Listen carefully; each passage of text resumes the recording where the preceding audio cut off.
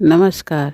हमारे चैनल व्रत पौराणिक और ऐतिहासिक कथाओं में आपका स्वागत है, जिसमें हम अलग अलग तरह की व्रत कथाएं, पौराणिक कथाएं और ऐतिहासिक कथाओं के वीडियो अपलोड करते हैं। हमारी आज की ऐतिहासिक कथा है पानीपत की दूसरी लड़ाई के नायक सम्राट हेमचंद्र विक्रमादित्य।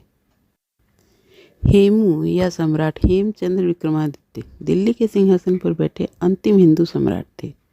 उन्होंने अति साधारण परिवार में जन्म लेकर भारत की स्वतंत्रता के लिए शानदार कार्य किया था। उन्होंने भारत को एक शक्तिशाली हिंदू राष्ट्र बनाने के लिए अत्यंत साहसी और पराक्रमपूर्ण विजय प्राप्त की थी। सम्राट हेमचंद्र वह महान न्यायशील थे जिन्होंने भारत का भविष्य बदलने के लिए मृत्यु पर्यंत भरसक प्रयत्न किए। वे एक प्रतिभाशाली शासक, एक सफल सेना नायक, एक चतुर राजनीतिज्ञ और दूरदृष्टि कूटनीतिज्ञ थे। समस्त पठानों और तत्कालीन मुगल शासकों बाबर या हुमायूं के काल तक एक भी हिंदू इतने ऊंचे पद पर नहीं पहुंचा था। हेमचंद्र भारतीय इतिहास में सर्वश्रेष्ठ स्वतंत्रता सेनानी थे, जिन्होंने विदेशी शासन के विरुद्ध देश के लिए अपना बलिदान दिया।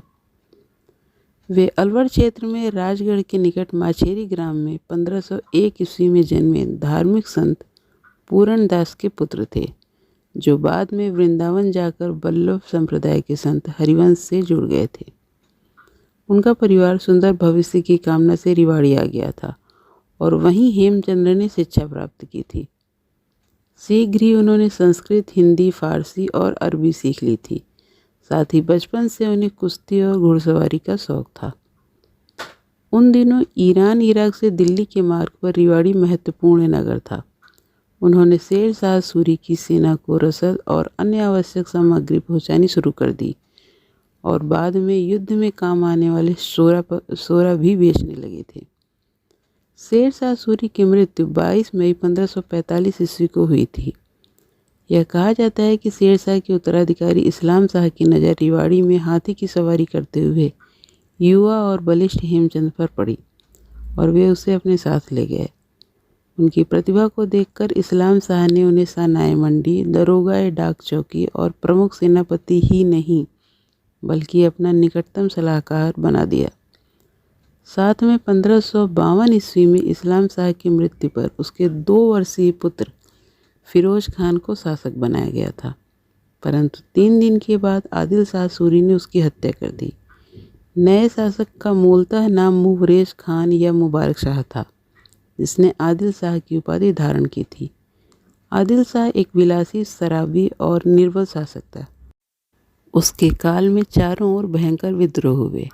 आदिल शाह ने व्यावहारिक रूप से हेमचंद्र को शासन की समस्त जिम्मेदारी सौंपकर प्रधानमंत्री और अफगान सेना का मुख्य सेनापति बना दिया।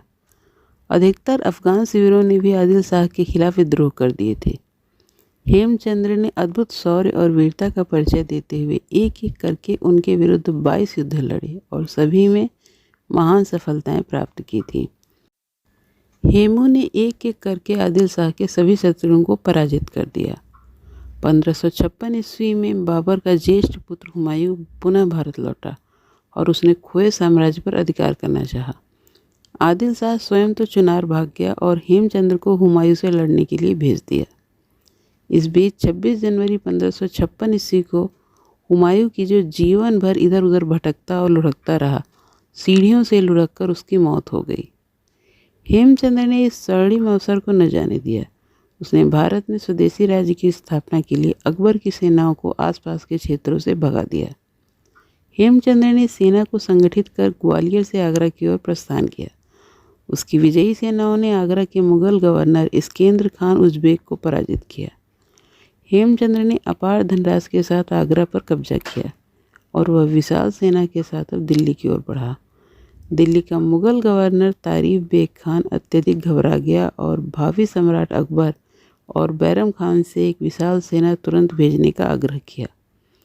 बैरम खान की सेना, जो पंजाब के गुरदासपुर के निकट कलानौर में डेरा डाले पड़ी थी, बैरम खान ने तुरंत अपने योग्यतम सेनापति पीर मोहम्मद शेरवानी के नेतृत्व में एक विशाल सेना देकर भेजा।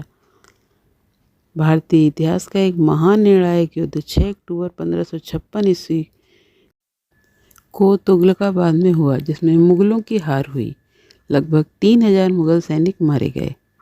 आखिर 7 अक्टूबर 1556 को भारतीय इतिहास का वह विजय दिवस आया जब दिल्ली के सिंहासन पर सैकड़ों वर्षों की गुलामी और अधीनता के बाद हिंदू साम्राज्य की स्थापना हुई। हेमचंद्र का राज्याभिषेक भी भारतीय इतिहास की अद्वितीय घटना थी। भारत के प्राचीन गौरवमय इतिहास से परिपूर्ण पुराने किले, जो पांडवों के किले के नाम से जाने जाते हैं, में हिंदू रीति रिवाजों के अनुसार हेमचंद्र का राज्याभिषेक था। अफगान और राजपूत सेना को सुसज्जित किया गया। सिंहासन पर एक सुंदर छतरी लगाई गई।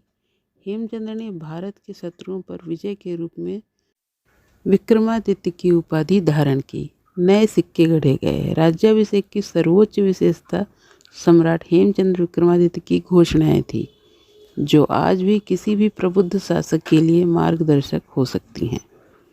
सम्राट ने पहली घोषणा की कि भविष्य में गो हत्या पर प्रतिबंध हो गया और आज्ञा न मानने वाले का सिर काट लिया जाएगा।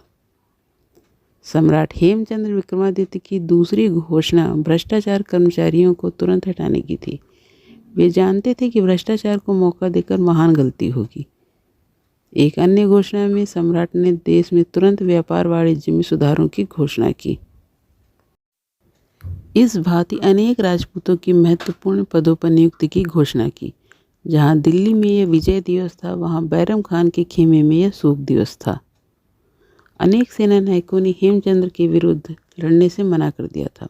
वे बार बार काबुल लौटने की बात कर रहे थे, परंतु बैरम खान इस बार घोर पराजय के लिए तैयार न था। आखिर 5 नवंबर 1556 ईस्वी को पानीपत में पुनः हेमचंद्र और मुगल सेनाओं में टकराव हुआ। हेमचंद्र के दाईं और बाईं ओर की सेनाएं विजय के साथ आगे बढ़ रही थी। केंद्र में स्वयं सम्राट सेना का संचालन कर रहे थे, परंतु अचानक आंख में एक तीर लग जाने से वे बेहोश हो गए। देश का भाग्य पुनः बदल गया। हेमचंद्र को बेहोश हालत में सिर काटकर मार दिया गया और उनका मुख काबुल भेज दिया गया। शेष धड़ दिल्ली के एक दरवाजे पर लटका दिया गया। इस प्रकार सम्राट हेमचंद्र का 29 दिन तक दिल्ली पर सुशासन का शानदार युग समाप्त हुआ।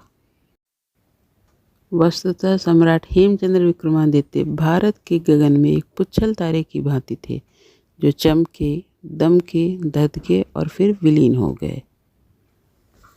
हमारा आज का वीडियो आपको कैसा लगा हमें कमेंट करके ज़रूर बताएं, और अगर आपको हमारा आज का वीडियो पसंद आया हो तो इसे लाइक करें, हमारे चैनल को सब्सक्राइब करें और वीडियो को ज़्यादा से ज़्यादा शेयर करें। धन्यवाद।